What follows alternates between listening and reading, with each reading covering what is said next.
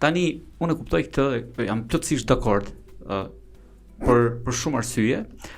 Unë e kuptoj që Ramazani ose agjërimi në vetvete nuk mund të jetë kështu si një lloj transaksioni që unë ta bëj këtë se do marr këtë. Dhe këtë e kuptoj, domethënë, është e pamoralshme, domethënë, është e pandershme ti futesh në këtë pozita, por nga ana tjetër do bit ti nuk e shmang dot, domethënë ato do vinë, domethënë s'ke ç'a bën. Pavarësisht se me çfarë qëllimi, ti nisesh me qëllimin për të bërë një formë adhurimi, shumë e rëndësishme, por që do bit vinë.